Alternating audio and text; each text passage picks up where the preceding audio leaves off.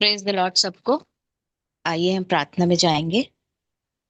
धन्यवाद धन्यवाद प्रेमी अनुग्रहकारी दयालु सामर्थी सर्वशक्तिमान पिताजी, हमारे उद्धारकर्ता मुक्तिदाता प्रभु यीशु मसीह के जीवित और सामर्थी नाम में पिता, एक बार फिर से आपके चरणों में आते हैं प्रभु। आपका धन्यवाद धन्यवाद करते हैं क्योंकि आप धन्यवाद के योग्य पिता हैं प्रभु जी। और पिता, फिर से प्रभु आज के चरणों में प्रभु आपने आने का अवसर दिया प्रभु जी, शाम के समय पर प्रभु जी। और कुछ देर प्रभु हम सच में आपके वचनों को हम सुन सकते हैं, सीख सकते हैं, जान सकते हैं प्रभु। हम धन्यवाद करते हैं आपकी इन सारी कल्पनाओं के लिए, योजनाओं के लिए पिता। हम आपका हृदय से धन्यवाद धन्यवाद करते हैं प्रभु जी। और आज के दिन के लिए प्रभु जी हम आपसे प्रार्थना करते हैं, जो भी वचन प्रभु जी आप हमारे लिए खोलना चाहते हैं प्रभु जी, आप हमें देना चाहते हैं, वो सारे वचन प्रभु हमारे हृदय में प्रभु जी वो अंदर जड़ पकड़ने पाए प्रभु। और सच में हम आपके इन वचनों के द्वारा पिता अपने आप को जांचे परखें और आपके इच्छा के अनुसार हम चल पाए पिता। मैं इसके लिए प्रार्थना करती हूँ प्रभु जी। धन्यवाद करती हूँ मामों के जीवन के लिए प्रभु। आपने उन्हें प्रभु हमारे लिए ठहराया है प्रभु जी पिता, ताकि प्रभु जी उनके मुख से आप हमसे बातें करें प्रभु, अपने वचन को कहें पिता। तो मैं उनके लिए आपका धन्यवाद करती हूँ और उनको पूरी रीति से पिता आपके चरणों में सौंपती हूँ प्रभु जी। और उनका बोलना आपकी तरफ से प्रभु पवित्र आत्मा की अगुवाई में होने पाए प्रभु जी, जैसा कि हमेशा से होता आया है प्रभु। हम इसके लिए आपका हृदय से धन्यवाद करते हैं प्रभु जी। और विशेष प्रार्थना करते हैं प्रभु जी कि आज का जो वचन है प्रभु जी वो हमारे हृदयों में प्रभु जी घर करने पाए पिता, हम उसके अनुसार चलने पाए प्रभु। मैं इसके लिए प्रार्थना करती हूँ प्रभु जी। और पिता, जितने भी पार्टिसिपेंट प्रभु जी जो जुड़ चुके हैं, मैं उन सब के लिए आपका धन्यवाद करती हूँ। और जो नहीं भी जुड़े हैं प्रभु, मैं उनके लिए भी आपका हृदय से धन्यवाद करती हूँ प्रभु। सबके लिए प्रभु ये वचन सब तक पहुंचने पाए प्रभु, मैं इस बात के लिए आपसे प्रार्थना करती हूँ प्रभु जी। एक बार फिर से प्रभु हम सबको आपके चरणों में सौंपती हूँ प्रभु जी। आपके धर्म हाथों में हम अपने प्राण आत्मा देह को समर्पित करते हैं प्रभु जी। आप हमारी सुधि लीजिए प्रभु जी। सारी बातों के लिए आपका धन्यवाद करते हैं। सारे इंटरनेट कनेक्शंस को प्रभु हम आपके हाथों में सौंपते हैं प्रभु जी, और आपकी बड़ी दया को मांगते हैं प्रभु जी। हर प्रकार से प्रभु आप हमारी मदद करें प्रभु जी। किसी भी प्रकार का अवरोध प्रभु जी उत्पन्न ना होने पाए प्रभु इस संगति के लिए पिता। सारी महिमा, सारा आदर, सारा जलाल आपको देते हैं पिता। और इस विनती को बड़े ही धन्यवाद के साथ प्रभु जी आपके प्रिय बेटे हम सब के उद्धार करता मुक्तिदाता प्रभु यीशु के नाम से मांगते हैं, सुनिए ग्रहण कीजिए। आमीन आमीन। आमीन। तो एक बार फिर से सब प्रियजनों का मैं प्रभु यीशु मसीह के मधुर मीठे नाम में आज के अध्ययन में स्वागत करता हूं। और तब हम लोग अध्ययन में आगे बढ़ेंगे। प्रकाशित वाक्य 19 उसके 1 और 2 पद को पढ़ेंगे। प्रकाशित वाक्य 19 1 और 2। इसके बाद मैंने स्वर्ग में मानो बड़ी भीड़ को ऊंचे शब्द से यह कहते सुना कि हालेलुया, उद्धार और महिमा और सामर्थ हमारे परमेश्वर ही की है, क्योंकि उसके निर्णय सच्चे और ठीक हैं। इसलिए कि उसने उस बड़ी वेश्या का, जो अपने व्यभिचार से पृथ्वी को भ्रष्ट करती थी, न्याय किया और उससे अपने दासों के लोहू का पलटा लिया है। Revelation chapter 19, verses 1 and 2. After this, I heard what seemed to be the loud voice of a great multitude in heaven, crying out, Hallelujah! Salvation and glory and power belongs to our God. For his judgments are true and just, for he has judged the great prostitute who corrupted the earth with her immorality and has avenged on her the blood of his servants.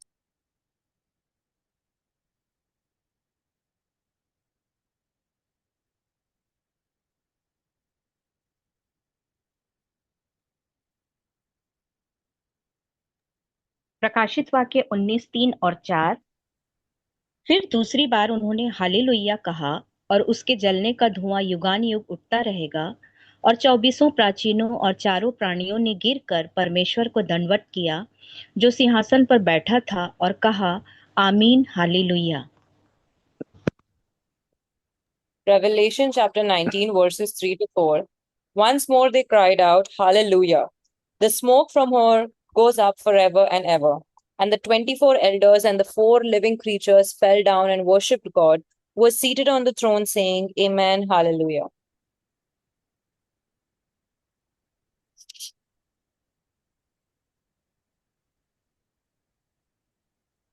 प्रकाशित वाक्य 19 5 और 6। और सिंहासन में से एक शब्द निकला कि हे हमारे परमेश्वर से सब डरने वाले दासों, क्या छोटे क्या बड़े, तुम सब उसकी स्तुति करो। फिर मैंने बड़ी भीड़ का सा और बहुत जल का सा शब्द और गर्जनों का सा बड़ा शब्द सुना कि हालेलुया, इसलिए कि प्रभु हमारा परमेश्वर सर्वशक्तिमान राज्य करता है। Revelation chapter 19, verses 5 to 6. And from the throne came a voice saying, Praise our God, all you his servants, you who fear him, small and great. The marriage supper of the Lamb. Then I heard what seemed to be the voice of a great multitude, like the roar of many waters, and like the sound of mighty peals of thunder, crying out, Hallelujah, for the Lord our God, the Almighty reigns.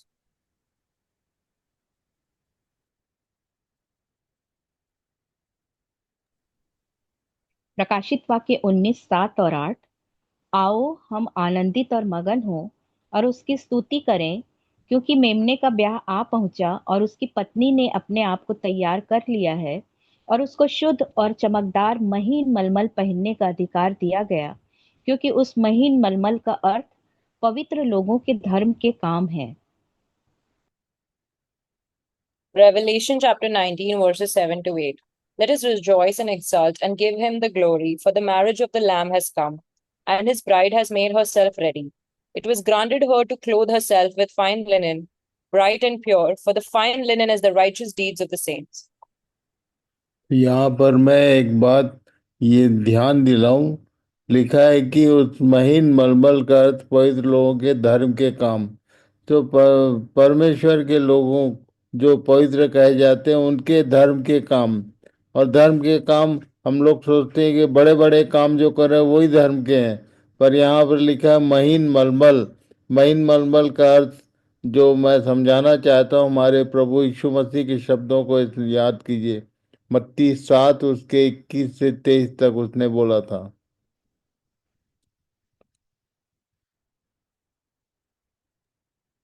मत्ती 7:21 से 23 तक।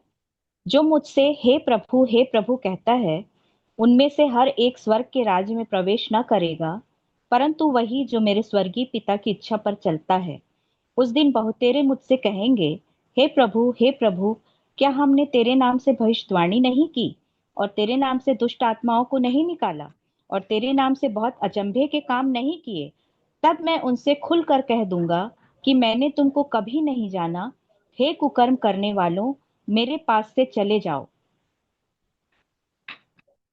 Matthew chapter 7, verses 21 to 23. Not everyone who calls out to me, Lord, Lord, will enter the kingdom of heaven. Only those who actually do the will of my Father in heaven will enter. On judgment day, many will say to me, Lord, Lord, we prophesied in your name and cast out demons in your name and performed many miracles in your name. But I will reply, I never knew you. Get away from me, you who break God's laws. तो यहाँ पर इस बात को ध्यान कीजिए कि जो बड़े बड़े काम करके जो क्लेम करेंगे उस दिन कि हमने तेरे नाम से ऐसा किया वैसा किया, तो उस दिन मैं खुलकर उनसे कह दूंगा, उसने बोला है मैंने तुमको कभी नहीं जाना। और इसलिए बड़े बड़े काम के फेर में मत रहिए, छोटे छोटे काम। और तब परमेश्वर की इच्छा, मेरे स्वर्गीय पिता की इच्छा पर जो चलता है वही प्रवेश करेगा। और तब पहला थिस्सलुनीकी उसके 5 अध्याय को यदि पढ़ेंगे आप, तो वहाँ पौलुस ने बहुत अच्छे से समझाया है कि छोटे छोटे काम, हर बात में तुम धन्यवाद करो, ये परमेश्वर की इच्छा है, ऐसा लिखा है।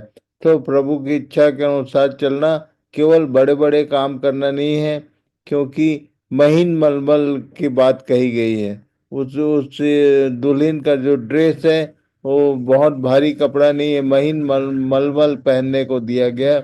और तब वो पवित्र लोगों के धर्म के काम, छोटे छोटे काम जो महीन, बहुत बिल्कुल जो ऐसा लगता है कि जिसका कोई दाम का कोई वैल्यू नहीं है, मूल्य नहीं, वही परमेश्वर की दृष्टि में महान काम गिने जाएंगे। सो इस बात को ध्यान करिए।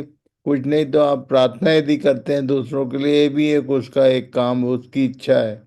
तो प्रभु सहायता करे कि हम इन बातों को समझें और उन बातों में विश्वास योग्य फेथफुल गिने जाएं। प्रकाशित वाक्य 19 9 और 10। और उसने मुझसे कहा, यह लिख कि धन्य वे हैं जो मेमने के ब्याह के भोज में बुलाए गए हैं। फिर उसने मुझसे कहा, ये वचन परमेश्वर के सत्य वचन है। और मैं उसको दंडवत करने के लिए उसके पांवों पर गिरा। उसने मुझसे कहा, देख, ऐसा मत कर। मैं तेरा और तेरे भाइयों का संगी दास हूँ, जो यीशु की गवाही देने पर स्थिर हैं। परमेश्वर ही को दंडवत कर, क्योंकि यीशु की गवाही भविष्यद्वाणी की आत्मा है।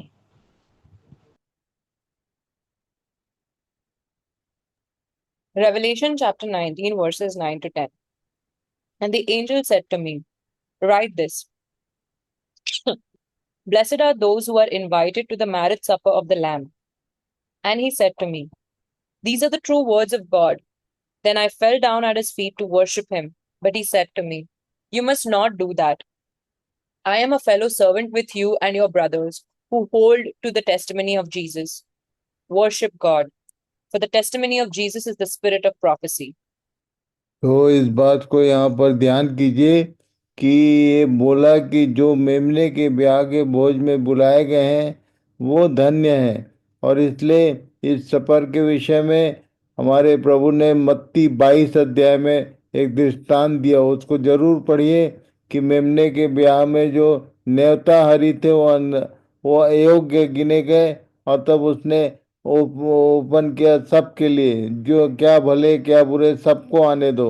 सो ये इनविटेशन सबके लिए है। ये बताइए, आपके आसपास कोई भी जन है उनको बताइए कि एक हेवनली एक न्योता है हमारे पास।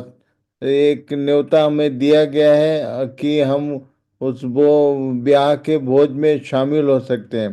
सबको निमंत्रण दीजिए, ये निमंत्रण सबके लिए है। मत्ती 22 अध्याय को जरूर पढ़िए और इस काम को कीजिए।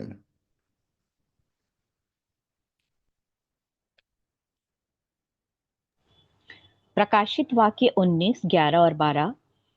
फिर मैंने स्वर्ग को खुला हुआ देखा, और देखता हूँ कि एक श्वेत घोड़ा है, और उस पर एक सवार है, जो विश्वास योग्य और सत्य कहलाता है, और वह धर्म के साथ न्याय और लड़ाई करता है।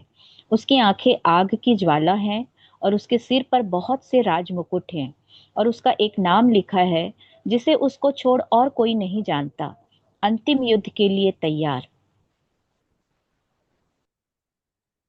Revelation chapter 19, verses 11 to 12. Then I saw heaven opened, and behold, a white horse. The one sitting on it is called Faithful and True, and in righteousness he judges and makes war. His eyes are like a flame of fire, and on his head are many diadems. And he has a name written that no one knows but himself, ready to move for last war.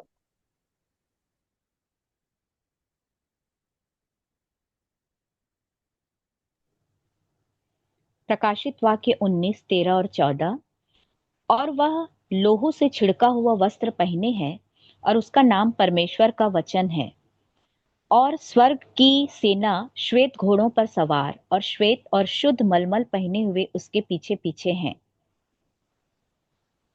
Revelation chapter 19, verses 13 to 14. He wore a robe dipped in blood, and his title was the Word of God. The armies of heaven, dressed in the finest of pure white linen, followed him on white horses. प्रकाशित वाक्य 17 का 14। ये मेमने से लड़ेंगे, और मेमना उन पर जय पाएगा, क्योंकि वह प्रभुओं का प्रभु और राजाओं का राजा है। और जो बुलाए हुए और चुने हुए और विश्वास योग्य उसके साथ हैं, वे भी जय पाएंगे। Revelation chapter 17, verse 14. Together they will go to war against the Lamb, but the Lamb will defeat them, because he is Lord of all lords and King of all kings, and his called and chosen and faithful ones will be with him. तो यहाँ पर लिखा है कि स्वर्ग की सेना उसके साथ है। सेना बोलने से ये मिकाएल एंड टीम नहीं है। ये कौन है? जो बुलाए हुए, चुने हुए और विश्वास योग्य बोलने से कलीसिया ही उसकी सेना है। आर्मी ऑफ हेवन नाम दिया उसको। और इसलिए पौलुस ने पहले ही चिताया था अपने पत्री में। पढ़िए दूसरा तिमोथी 2 अध्याय उसके 1 से 4 तक।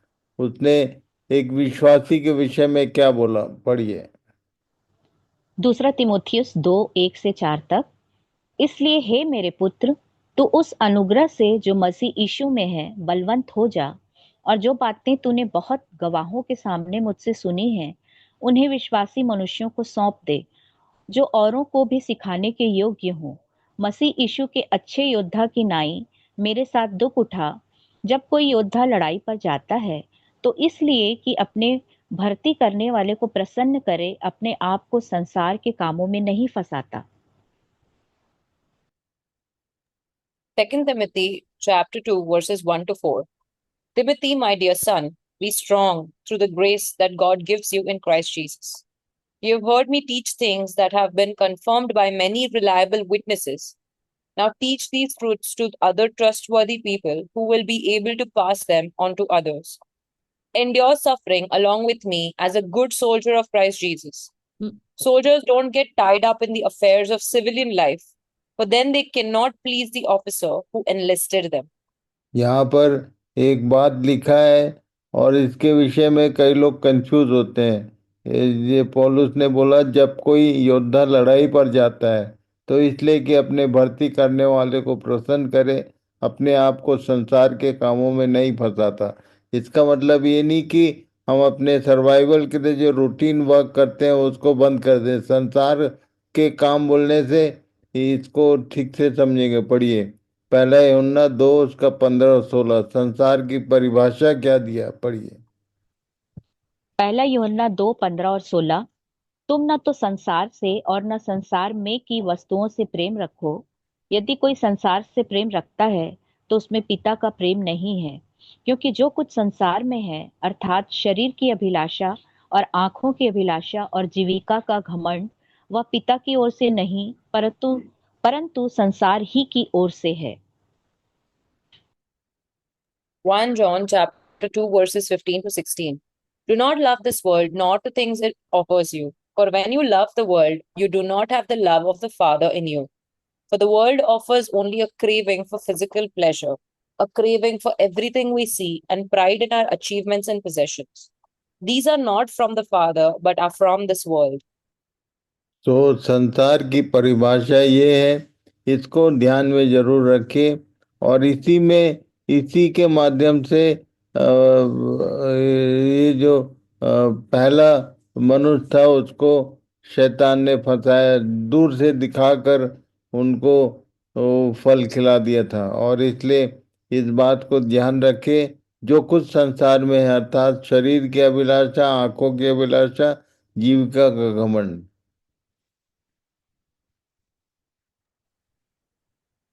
यहूदा 1:14 और 15। हनोक ने भी, जो आदम से 7वीं पीढ़ी में था, इनके विषय में यह भविष्यवाणी की कि देखो, प्रभु अपने लाखों पवित्रों के साथ आया कि सबका न्याय करे, और सब भक्तिहीनों को उनके अभक्ति के सब कामों के विषय में जो उन्होंने भक्तिहीन होकर किए हैं, और उन सब कठोर बातों के विषय में जो भक्तिहीन पापियों ने उसके विरोध में कही हैं, दोषी ठहराए। Jude 1:14 to 15. Enoch, who lived in the seventh generation after Adam, prophesied about these people. He said, listen, the Lord is coming with countless thousands of his holy ones to execute judgment on the people of the world. He will convict every person of all the ungodly things they have done and for all the insults that ungodly sinners have spoken against him.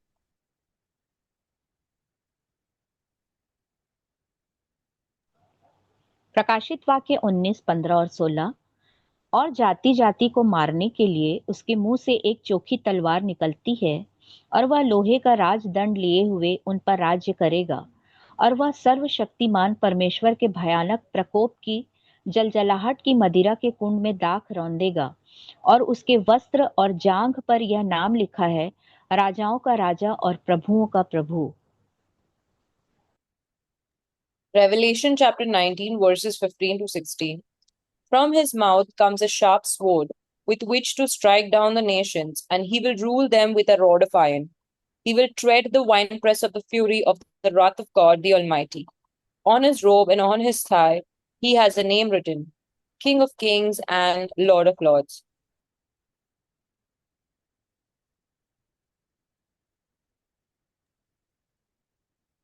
जकरिया 14 का 4।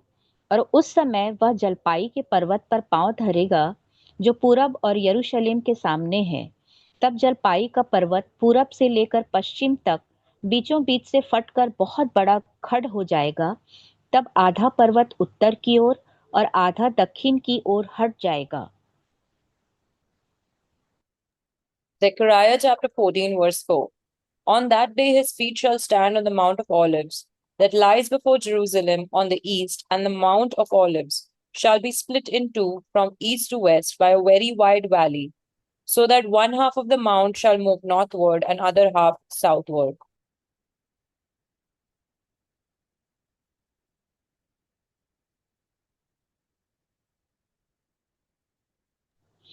जकरिया 14 उसका 12। और जितनी जातियों ने यरूशलेम से युद्ध किया है उन सबों को यहोवा ऐसी मार से मारेगा कि खड़े खड़े उनका मांस सड़ जाएगा और उनकी आंखें अपने गोलकों में सड़ जाएंगी और उनकी जीभ उनके मुंह में सड़ जाएंगी। Zechariah chapter 14, verse 12. And this shall be the plague with which the Lord will strike all the peoples that wage war against Jerusalem. Their flesh will rot while they are still standing on their feet. Their eyes will rot in their sockets, and their tongues will rot in their mouths.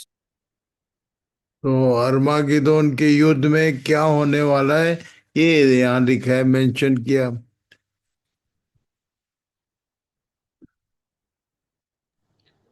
प्रकाशित वाक्य 19 17 और 18।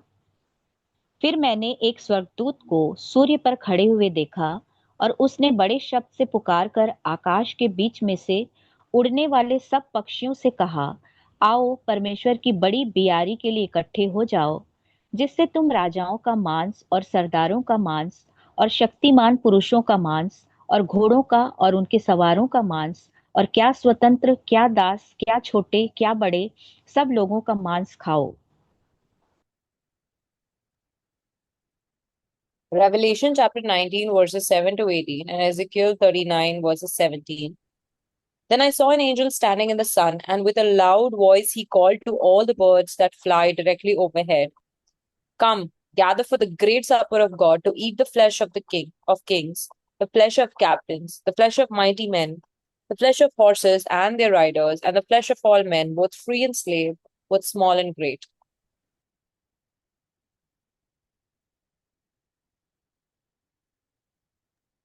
प्रकाशित वाक्य 19 19 से 21 तक। फिर मैंने उस पशु और पृथ्वी के राजाओं और उनकी सेनाओं को उस घोड़े के सवार और उसकी सेना से लड़ने के लिए इकट्ठे देखा, और वह पशु और उसके साथ वह झूठा भविष्यद्वक्ता पकड़ा गया, जिसने उसके सामने ऐसे चिन्ह दिखाए थे जिनके द्वारा उसने उनको भरमाया, जिन्होंने उस पशु की छाप ली थी और जो उसकी मूरत की पूजा करते थे। ये दोनों जीते जी उस आग की झील में जो गंधक से जलती है डाले गए, और शेष लोग उस घोड़े के सवार की तलवार से जो उसके मुंह से निकलती थी मार डाले गए, और सब पक्षी उनके मांस से तृप्त हो गए। Revelation chapter 19, verses 19 to 21. Then I saw the beast and the kings of the world and their armies gathered together to fight against the one sitting on the horse and his army. And the beast was captured, and with him the false prophet who did mighty miracles on behalf of the beast, miracles that deceived all who had accepted the mark of the beast and who worshipped his statue. Both the beast and his false prophets were thrown alive into the fiery lake of burning sulfur. Their entire army was killed by the sharp sword that came from the mouth of the one riding the white horse, and the vultures all gorged themselves on the dead bodies. ये अंतिम युद्ध का वर्णन है जो होने वाला है।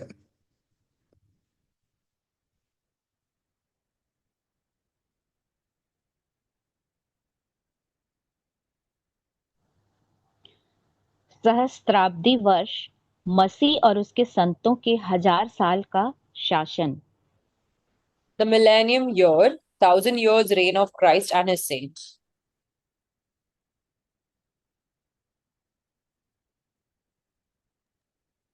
सहस्त्राब्दी में पहला हेलो। शैतान हाँ, जय मसीह अंकल। सहस्त्राब्दी में पहला कल मैं 8 शैतान बजे तक बांध कोशिश दिया करूंगा जाएगा। अंकल। अ, हाँ प्रीता अपना म्यूट रखो। ये रेचल पढ़ो। ये अंकल भले यहाँ आगे खा लेंगे, नाश्ता कर लीजिएगा वहीं, क्योंकि इधर बहुत सारा पेंडिंग काम है अंकल। सहस- मतलब अधूरा रहेगा मैं देखूंगा तो। सहस्राब्दी में पहला शैतान बांध दिया जाएगा, दूसरा फिलिस्तीन की भूमि का पुनरुद्धार होगा, तीसरा पशु जगत में परिवर्तन होंगे, चौथा मानव जीवन लंबा होगा, पांचवा प्रकाश में 7 गुना वृद्धि होगी।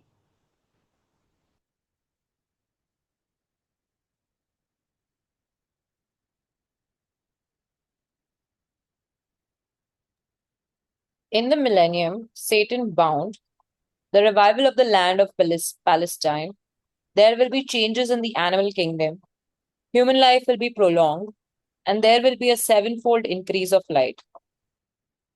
ये 1000 वर्षीय राज के युग में ये सारे काम होने वाले हैं। बढ़िया। यशायाह 11:6-9 तक।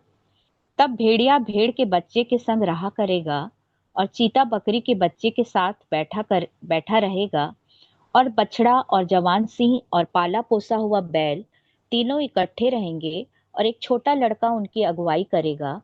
गाय और रीछनी मिलकर चरेंगी और उनके बच्चे इकट्ठे बैठेंगे, और सिंह बैल की नाई भूसा खाया करेगा।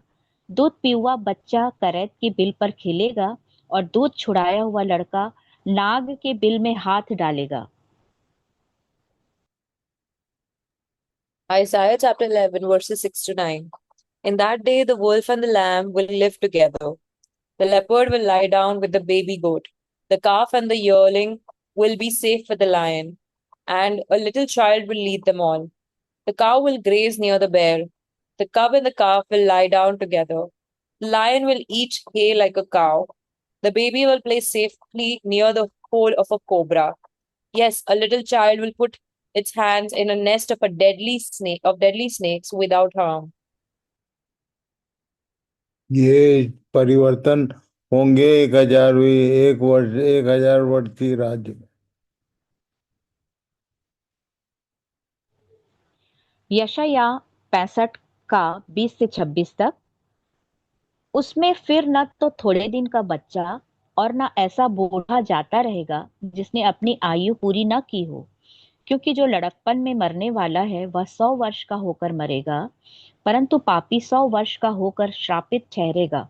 वे घर बनाकर उनमें बसेंगे, वे दाख की बारियां लगाकर उनका फल खाएंगे। ऐसा नहीं होगा कि वे बनाए और दूसरा बसे, व वे लगाए और दूसरा खाए, क्योंकि मेरी प्रजा की आयु वृक्षों की सी होगी, और मेरे चुने हुए अपने कामों का पूरा लाभ उठाएंगे। उनका परिश्रम व्यर्थ न होगा, न उनके बालक घबराहट के लिए उत्पन्न होंगे, क्योंकि वे यहोवा के धन्य लोगों का वंश ठहरेंगे, और उनके बाल बच्चे उनसे अलग ना होंगे। उनके पुकारने से पहले ही मैं उनको उत्तर दूंगा, और उनके मांगते ही मैं उनकी सुन लूंगा। भेड़िया और मेमना एक संग चरा करेंगे, और सिंह बैल की नाई भूसा खाएगा, और सर्प का आहार मिट्टी ही रहेगा। मेरे सारे पर्वत पर न तो कोई किसी को दुख देगा और न कोई किसी की हानि करेगा। यहोवा का यही वचन है।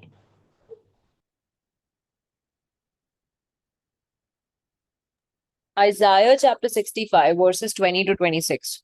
No longer will babies die when only a few days old. No longer will adults die before they have lived a full life. No longer will people be considered old at 100. Only the cursed will die that young. In those days, people will live in the houses they build and eat the fruit of their own vineyards. Unlike the past, invaders will not take their houses and confiscate their vineyards. For my people will live as long as trees, and my chosen ones will have time to enjoy their hard-won gains. They will not work in vain, and their children will not be doomed to misfortune. For they are people blessed by the Lord, and their children too will be blessed. I will answer them before they even call to me. While they are still talking about their needs, I will go ahead and answer their prayers. The wolf and the lamb will feed together. The lion will eat hay like a cow, but the snakes will eat dust. In those days, no one will be hurt or destroyed on my holy mountain. I, the Lord, have spoken.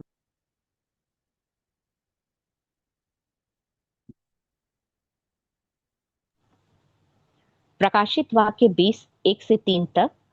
फिर मैंने एक स्वर्गदूत को स्वर्ग से उतरते देखा, जिसके हाथ में अथाह कुंड की कुंजी और एक बड़ी जंजीर थी, और उसने उस अजगर अर्थात पुराने सांप को, जो इब्लिस और शैतान है, पकड़ के 1000 वर्ष के लिए बांध दिया और उसे अथाह कुंड में डालकर बंद कर दिया और उस पर मुहर कर दी कि वह 1000 वर्ष के पूरे होने तक जाति जाति के लोगों को फिर न भरमाए। इसके बाद अवश्य है कि थोड़ी देर के लिए फिर खोला जाए। Revelation chapter 20, verses 1 to 3. Then I saw an angel coming down from heaven, holding in his hand the key to the bottomless pit and a great chain. And he seized the dragon, that ancient serpent, who is the devil and Satan, and bound him for 1,000 years, and threw him into the pit, and shut it, and sealed it over him, so that he might not deceive the nations any longer, until the 1,000 years were ended. After that, he must be released for a little while.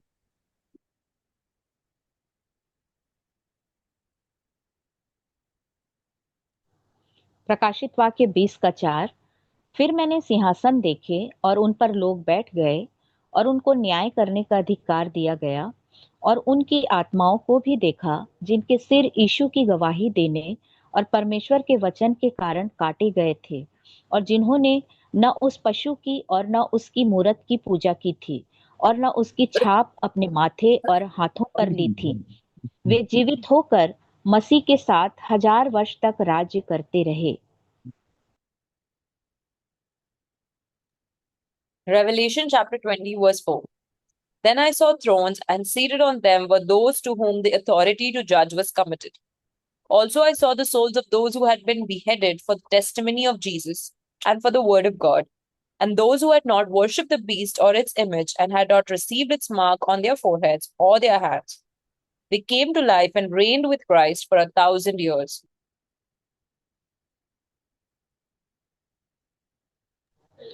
प्रकाशित वाक्य 20:5 और 6। और जब तक ये 1000 वर्ष पूरे न हुए, तब तक शेष मरे हुए न जी उठे। यह तो पहला मृतकोत्थान है। धन्य और पवित्र वह है जो इस पहले पुनरुत्थान का भागी है। ऐसों पर दूसरी मृत्यु का कुछ भी अधिकार नहीं, पर वे परमेश्वर और मसीह के याजक होंगे और उसके साथ 1000 वर्ष तक राज्य करेंगे। Revelation chapter 20, verses 5 to 6. The rest of the dead did not come to life until the 1,000 years were ended. This is the first resurrection. Blessed and holy is the one who shares in the first resurrection. Over such, the second death has no power, but they will be priests of God and of Christ, and they will reign with him for 1,000 years.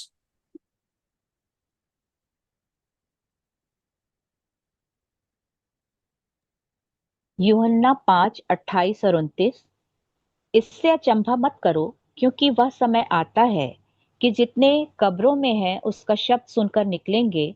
जिन्होंने भलाई की है वे जीवन के पुनरुत्थान के लिए जी उठेंगे, और जिन्होंने बुराई की है वे दंड के पुनरुत्थान के लिए जी उठेंगे। John chapter 5, verses 28 to 29. Don't be surprised. Indeed, the time is coming when all the dead in their graves will hear the voice of God's Son, and they will rise again. Those who have done good will rise to experience eternal life, and those who have continued in evil will rise to experience judgment. प्रेरितों के काम 24:15। और परमेश्वर से आशा रखता हूँ, जो वे आप भी रखते हैं, कि धर्मी और अधर्मी दोनों का जी उठना होगा। Acts chapter 24, verse 15. I have the same hope in God that these men have, that he will raise both the righteous and the unrighteous.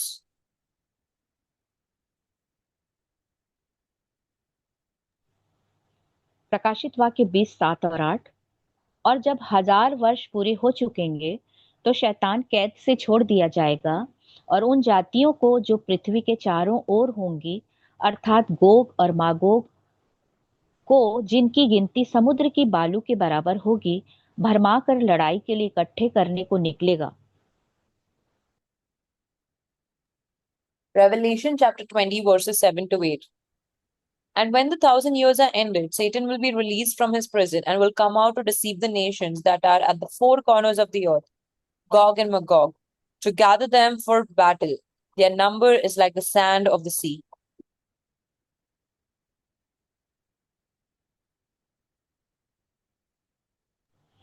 प्रकाशित वाक्य 20:9 और 10।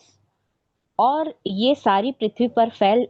वे सारी पृथ्वी पर फैल जाएंगी और पवित्र लोगों की छावनी और प्रिय नगर को घेर लेंगी, और आग स्वर्ग से उतरकर उन्हें भस्म करेगी, और उनका भरमाने वाला शैतान आग और गंधक की उस झील में, जिसमें वह पशु और झूठा भविष्यद्वक्ता भी होगा, डाल दिया जाएगा, और वे रात दिन युगान युग पीड़ा में तड़पते रहेंगे। Revelation chapter 20, verses 9 to 10. And they marched up over the broad plain of the earth and surrounded the camp of the saints and the beloved city. But fire came down from heaven and consumed them. And the devil who had deceived them was thrown into the lake of fire and sulfur, where the beast and the false prophet were.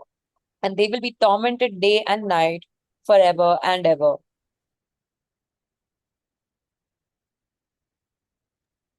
प्रकाशित वाक्य 20:11 से 15 तक। फिर मैंने एक बड़ा श्वेत सिंहासन और उसको जो उस पर बैठा हुआ है देखा, जिसके सामने से पृथ्वी और आकाश भाग गए और उनके लिए जगह न मिली। फिर मैंने छोटे बड़े सब मरे हुओं को सिंहासन के सामने खड़े हुए देखा, और पुस्तकें खोली गईं, और फिर एक और पुस्तक खोली गई, अर्थात जीवन की पुस्तक। और जैसे उन पुस्तकों में लिखा हुआ था, उनके कामों के अनुसार मरे हुओं का न्याय किया गया। और समुद्र ने उन मरे हुओं को जो उसमें थे दे दिया, और मृत्यु और अधोलोक ने उन मरे हुओं को जो उनमें थे दे दिया, और उनमें से हर एक के कामों के अनुसार उनका न्याय किया गया। और मृत्यु और अधोलोक भी आग की झील में डाले गए। यह आग की झील तो दूसरी मृत्यु है, और जिस किसी का नाम जीवन की पुस्तक में लिखा हुआ न मिला, वह आग की झील में डाला गया।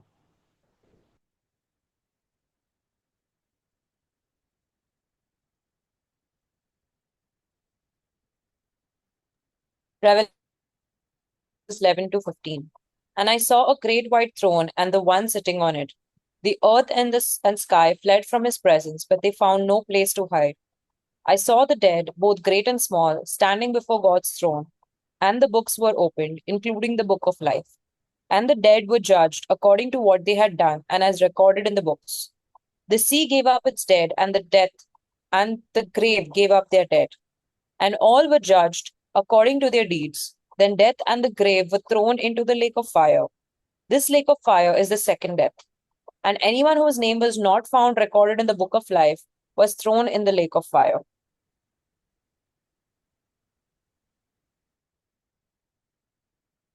तो एक बार फिर से अवसर होगा हमारे लिए कि ये आज के अध्ययन से एक बात प्रकट होता है कि सबको एक बार फिर से निमंत्रण है। जहाँ जितने जो बुलाए गए हैं वो भी, और जिनको बुलाहट नहीं मिली है उनके लिए भी अवसर है कि हमारे माध्यम से उन तक ये निमंत्रण पहुंचे, और ये इस 1000 वर्षीय राज्य के उस अद्भुत बातों को हम अपनी आंखों से देखने का अवसर हमारे लिए भी खुला हुआ है। तो प्रार्थना में जाएंगे, प्रार्थना करेंगे कि प्रभु इन सब बातों तक पहुंचने में हमारी सहायता करे। और बाकी 20 अध्याय को फिर से एक बार पढ़ लीजिए घर में, और इन बातों को समझने का प्रयास करेंगे। कल हम लोग न्याय सिंहासन के सामने क्या क्या होने वाला है, उन सब बातों को उन किताबों पर भी दृष्टि करेंगे। तो इन सब बातों के लिए हम लोग एक बार फिर आज के दिन प्रार्थना करेंगे।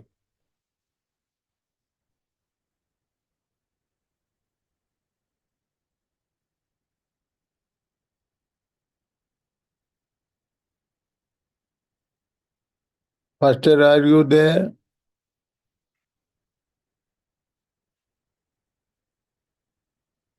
Yes, भैया. Pray for all. Yes, hallelujah. Praise you, Jesus. दयालु प्रेमी पिता, धन्यवाद करते हैं आपका। एक बार फिर आपने यह समय हमें दिया प्रभु। आपके जन के माध्यम से हम इस संगति में बैठ पाए प्रभु।